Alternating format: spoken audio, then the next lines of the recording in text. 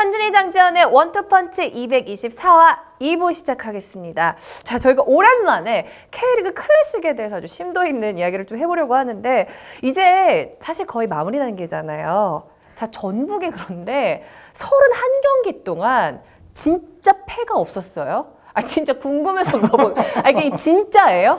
아, 진짜죠. 17승 아니, 말도 안 되지 않아요? 무승부가 조금 많긴 한데 많고 지금 그래도 페이스가 저 엄청난 벵거 기록이죠. 감독의 무패 우승 지금 페이스로 가고 있어요. 아, 그러니까 말이 안 되는 것 같아요. 사실 축구라는 게 아무리 전력이 탄탄해도 승패는 사실 그렇죠. 뭐 그대로 되는 게 여차하면 아니잖아요. 뭐 한 경기쯤 질 수도 있고 한데 예, 그런데 이제 저는 반대로 이런 생각도 해요. 웬만한 전 세계 이제 축구 리그에서 무패 우승팀이 대부분 하나 이상씩은 있어요. 네. AC 밀란, 뭐 그러니까 아스날. 밀란, 유벤투스 예를 들어 그렇죠. 이탈리아에도 두 팀 있고 아스날과 저 프레스턴 노스엔드 저 잉글랜드 리그에서도 한 두 팀 있고 무패 우승팀이 아시아에도 있어요. 알 힐랄 같은 팀이 전에 했었어요. 그리고 제가 아는 무패 우승팀 중에 가장 뛰어났던 팀 중에 하나는 어디였냐면 벤피카가 예전에 에우제비우 선수 있을 때 70년대 초반에 28승 2무승부로 우승을 했어요. 에우제비우 40골 뭐 이런 그러니까 메시 호날두 선수처럼 는 거죠 그때 그 당시에. 그러니까 모든 거 베식타스도 뭐 제가 알기로 기록이 있고 그래서 등등등등 뭐 전 세계 전 대륙의 무패 우승팀이 대부분 리그에 하나 정도 이상은 있거든요. 그래서 K리그도 이제 이 정도 역사가 됐으니까 무패 우승팀이 나오는 것도 이상하지 않죠. 오히려 이상하지 않을 네. 수도 있다. 그러니까 역발상이죠. 그러니까 네. 어떻게 무패일 수가 있지? 그 이상하기도 하지만 역으로 보면 이제 다른 나라들에 보면 아시아 리그들에도 이런 경우가 있기 때문에 우리도 이 정도 역사면 이제 무패 우승팀을 하나쯤 가질 수도 있지 않을까라는 생각도 하죠. 그리고 K리그 출범 이후에 83년 이후에 제가 보면은 뭐 전북 최광희 감독은 우리 절대 1강 아니다. 절대 1강 아니다 얘기하지만 가장 절대 1강 같은 팀이 있는 시즌이에요. 네. 저는 그렇게 생각을 해요. 전북은 절대 1강이 맞습니다. 지금 스쿼드상 또 제대한 선수까지 들어오면서 어우. 이 마당에 이건 절대 1강이 맞습니다. 네, 그래서 K리그 역사상 이 절대 1강 팀이 무패 우승하는 게 이상하지 않다. 저는 생각을 합니다. 네, 아무튼 지금 대단한 기록을 전북 현대가 이어가고 있고요. 자, 지금 상위권에 있는 팀들 같은 경우에는 이제 서울이랑 울산으로 볼 수 있는데 이 팀들은 그래도 이제 스플릿 경쟁에서 사실 마음이 편한데 지금 이게 어떻게 된 일인지 중위권이 야, 진짜 이게 몇 팀인가요, 이게? 이것도 사실 역대급이죠. 네. 지금 5 플러스 1 정도 되네요. 네. 5 플러스 1. 정말 다닥 붙어 네. 있어요. 스플릿 라운드가 이제 2경기 남았죠. 네, 33라운드까지 치르고 나서 이제 상위 리그, 하위 리그로 나눠지는데 4, 5, 6위 또 7, 8위 정도 광주까지 5팀이 승점이 지금 2점 차예요. 근데 제가 5 플러스 1이라고 한 거는 신라 같지만 수원. 수원도 네. 근데 수원이 상대하게 된 근데- 일정을 보면은 그것도 좀 묘하죠. 네. 인천과 상대해야 되고 수원 FC와 또 그렇습니다. 수원 더비를 치러야 돼요. 그러니까 인천과 수원 FC는 지금 정말 생존을 위해서 하루하루를 또 열심히 투쟁하는 팀들인데 수원이 과연 이 팀들과 어떻게 되느냐. 그래서 정말 한번 42점까지 만들어서 그래도 마지막까지 한번 해볼 수 있느냐. 근데 쉽지는 않을 것 같아요. 지금의 승점차로 봤을 때는 그렇게 되면 이제 플러스 1을 제외하면 아마 이제 5강 5중 대결이다. 뭐 이렇게 볼 수 있겠네요. 자, 어떻게 될까요? 지금 몇 경기 안 남았잖아요. 네. 스플릿 경쟁까지. 그렇습니다. 지금 시기에 가장 큰 변수는 역시 상주 상무입니다. 그렇죠. 주축 선수들을 우르르 제대했어요. 네. 우르르 지금 제대를 시켰기 때문에 그래서 이 제대 선수를 받은 팀들이 전력 보강이 좀 같이 되고 있고 울산도 벌써 이용 선수 딱 들어오자마자 효과 보고 있잖아요. 네, 그러면서 지난 경기도 극적으로 이겼는데 상주가 정말 박기동, 박준태 선수를 특히 앞세워서 정말 좋았던 그 상황은 꺾인 거는 틀림이 없고 최근 5경기에서 패무패거든요. 5경기 한 골밖에 못 넣었어요. 네, 그 득점력이 거의 사라지다시피 그렇죠. 하면서 지금 승리가 없는 상황인데 이 하락세가 나머지 2경기에서 어떻게 작용을 하느냐. 그러니까 장 의원님 그 상주 상무의 2경기 경기력 이게 최대 변수 저도 동감을 합니다. 네. 자, 그렇다면은 지금 중위권에서 가능성 있는 팀 5팀 정도로 꼽아주셨잖아요. 가장 그래도 위에 있는 게 제주네요. 네, 조성환 감독의 제주는 최근에 약간 이제 순위가 4위고 그리고 승점이 43점. 약간 불안한 이제 승점 차다 보니까 안전 위주의 경기 운영 체제로 바뀌었어요. 그래서 계속 3백을 지금 유지를 하고 있습니다. 최근 들어서는요. 4백이 아닌. 근데 3백 괜찮아요. 네, 뭐 그래서 실점도 나름 하고는 있습니다만. 그렇습니다. 그래서 이광선, 권한진, 뭐 백동규 이런 선수들 위주로 3백이 되고 있는데 문제는 이제 송진영 선수가 지금 이적을 했거든요. 네, 그게 하나 좀 뼈 아프긴 하죠. 송진영 선수가 올 시즌에 공격 연계 과정이나 여러 가지 부분에서 미드필더의 어떻게 보면 창의성을 불어넣는 데 있어서는 제일 핵심 역할이었습니다. 근데 송진영 선수가 빠지면서 이창민 선수가 올림픽 갔다 와서 이제 다시 투입이 되기 시작했는데요. 지난 서울전 때 이창민 선수 복귀한 경기였는데 그렇게 나쁘진 않았어요. 그래서 이 정도면은 그럭저럭 송진영 선수 공백은 메울 수 있겠구나. 그래서 권순영 선수와 함께 이창민 선수 충분히 허리라인에서 이전의 전력은 나올 것 같아요. 네, 그리고 안현범 선수가 최근에 약간 기복이 있긴 했었습니다만 상당히 좋습니다. 위력이 있죠. 네, 오른쪽 윙백으로서 이 선수가 학창 시절에도 윙백을 보긴 했었거든요. 그러니까 오른발 쓰는 게럿 베일이라고 하는. 맞습니다. 동국대 가레스 베일이었어요, 별명이. 네. 그래서 이 안현범 선수가 괜찮아요. 그래서 기존에 있는 공격진 뭐 이그노, 안델손, 마르셀로와 함께 현재 전력을 제 생각에 유지를 하면 벤치 자원도 괜찮기 때문에 김재성, 뭐 김호남, 문상윤 언제든지 투입될 수 있는 벤치 자원과 함께 남은 경기가 상주 원정, 전남 원정입니다. 네.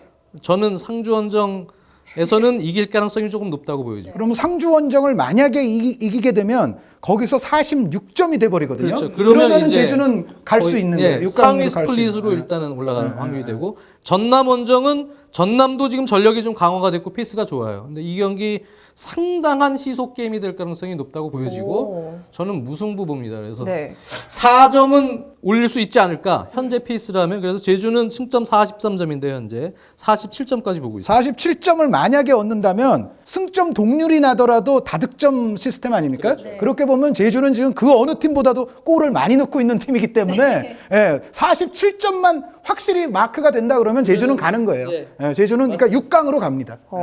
네. 그러네요. 진짜 골 많이 넣네요.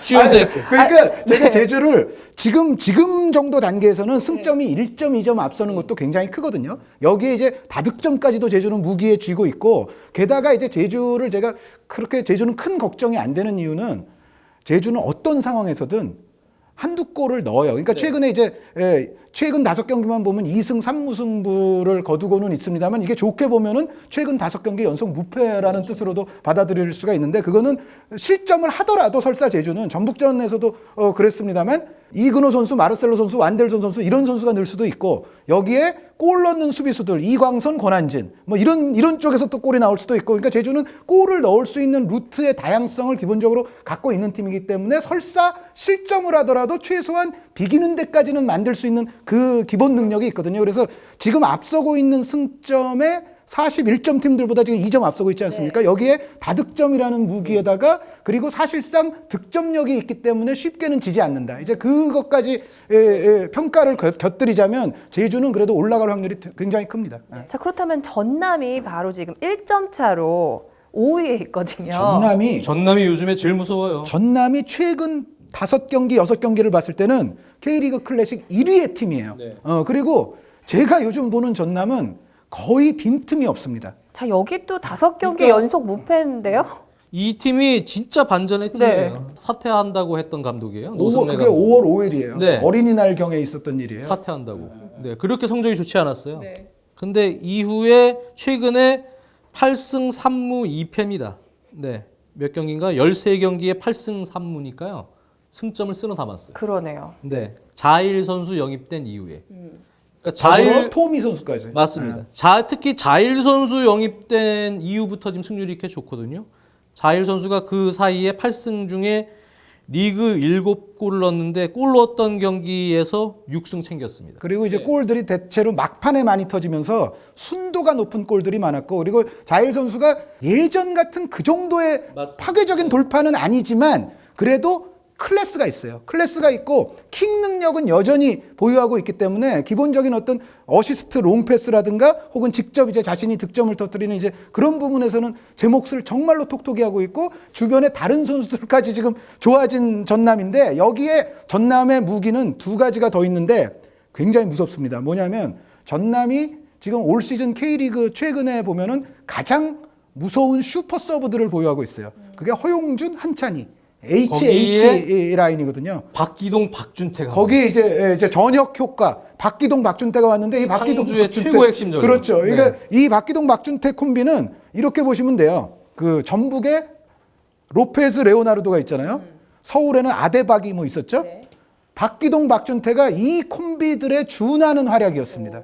그러니까 공격 포인트가 거의 30개 가까워요. 이 두 선수가 같이 합작했던 공격 포인트 수가 엄청나게 많습니다. 상주에서. 그런데 그 전남은 지금 상황만으로도 사실은 3백 포메이션에서 이제 토미 선수가 들어오면서 완벽해졌고, 이 토미 선수가 거의 서울로 따지면 오스마르 역할을 해주거든요. 공격에도 가담을 잘하고 롱패스도 상당히 능한 선수여서 여기에 자일 선수의 어떤 부수적인 효과로서 안용우 선수도 올라오고 김영욱 선수도 올라오고, 여기에 슈퍼 서브 가장 무서운 호용준, 한찬이가 버티고 있는데 박기동, 박준태가 이제 여기서 조금만 더 도와주면 전남은 그 6강에 들게 되는 것은 물론 그 이후의 행보에 있어서도 우리가 무서운 주목을 팀이 해야 되죠. 되는 네. 그런 팀일 겁니다. 맞습니다.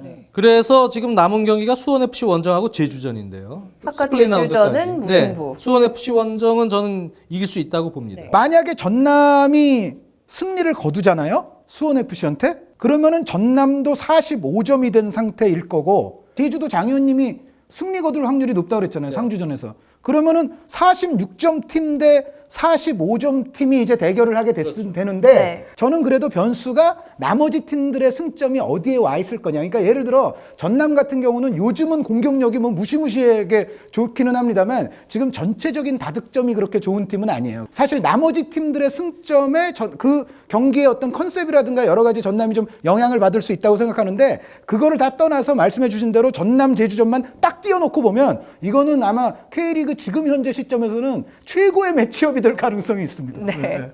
자, 그렇다면 이제 바로 또 상주로 넘어가 볼게요. 분명히 이제 제대한 선수들이 많아서 상주 상무가 조금 어려울 거라는 말씀을 해주셨어요. 그런데 네. 상주 상무랑 성남하고 광주하고 지금 승점이 다 똑같네요. 41점으로. 그렇습니다. 근데 지금 5경기 뭐 말씀해 주신 대로 골을 지금 단 한 골 넣고 2무 3패. 지금 이 페이스가 사실 비단 올 시즌만 그런 것이 아니고요. 이 시기에 매번 상주 상무가 이제 연패로 들어가는 시점하고 이제 맞물리거든요. 네.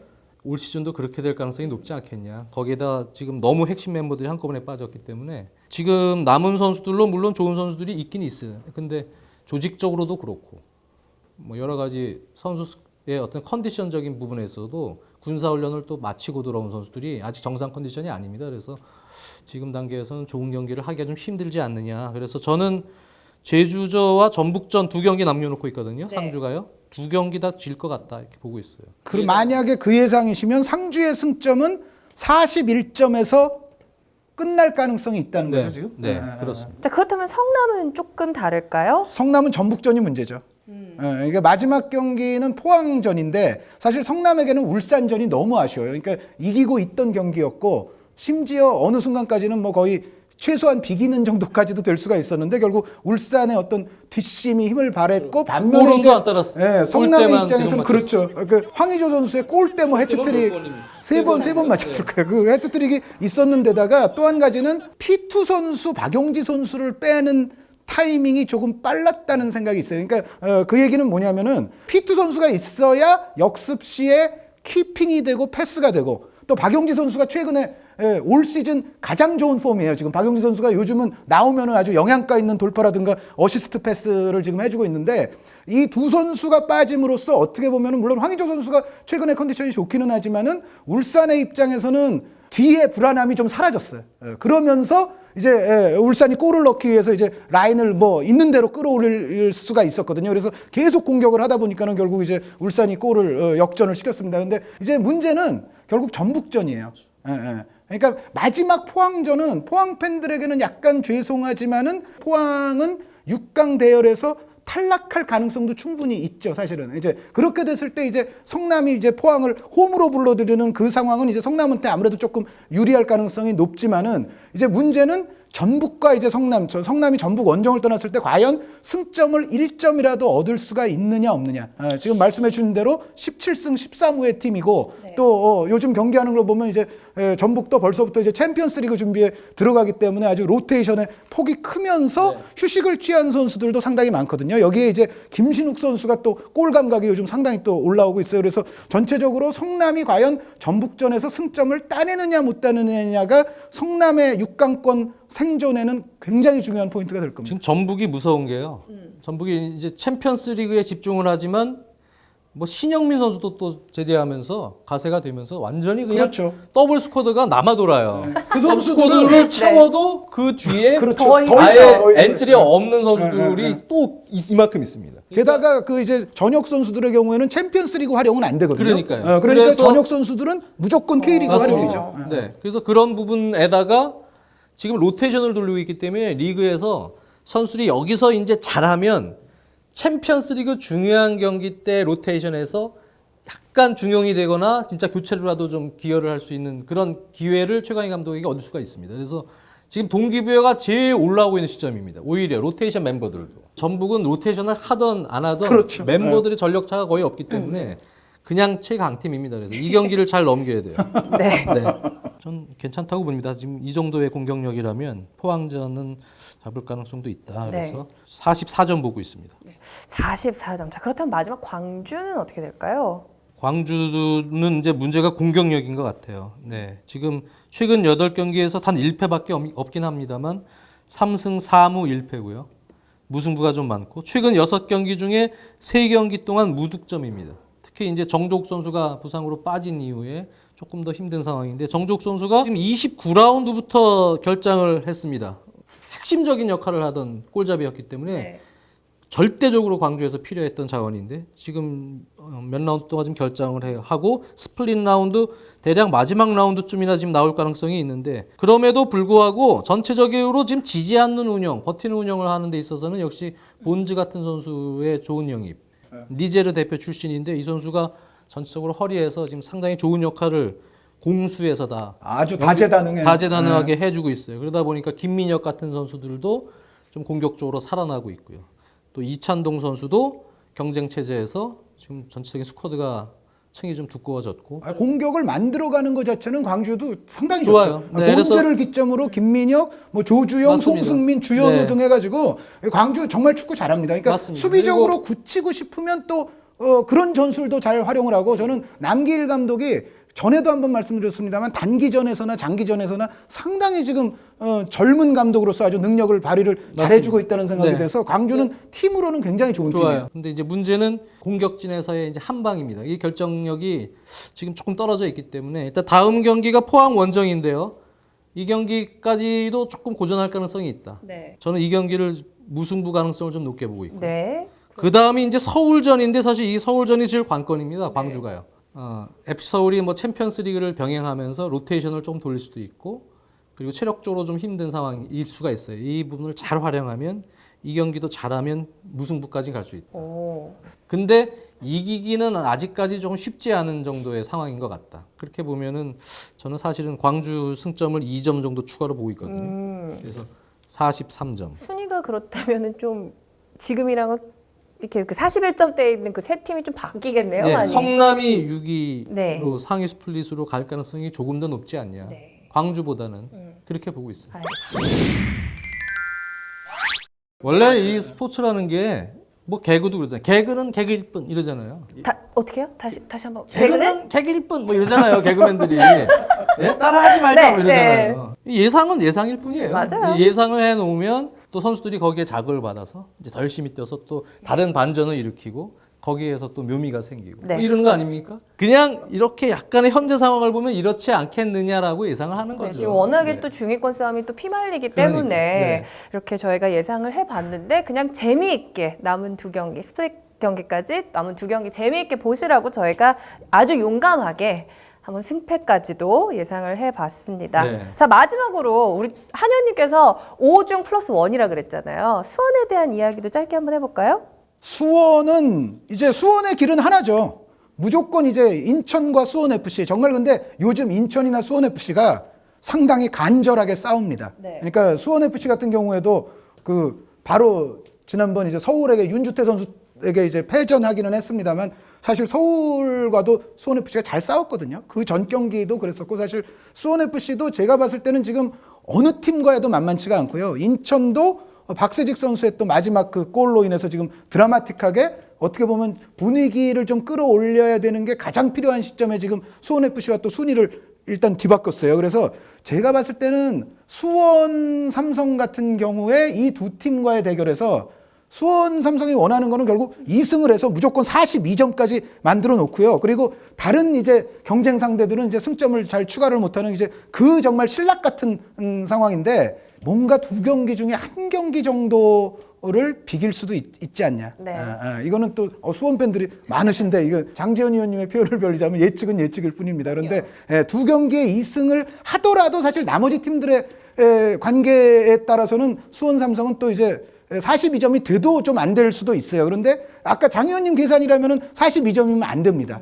그러니까 그 가능성 자체가 상당히 신락 같은데 어찌됐건 수원 삼성은 앞으로의 또 승점을 위해서라도 무조건 이번 두 경기는 이제 이겨야 된다. 뭐 그것밖에는 길이 없죠. 네, 어떻게 될지 모르는 일이기 때문에 스포츠는 저희가 함부로 한번 애틋하게 예상을 한번 해봤습니다. 자, 이렇게 저희 K리그 이야기 2부로 꾸며봤는데요. 자, 저희가 3부는 화요일에 보내드리는데 K리그 이야기가 조금 아쉬운 것 같아서 3부에서도 또 K리그에 대한 이야기를 준비했습니다. 자, 빅뱅. 네, 빅뱅.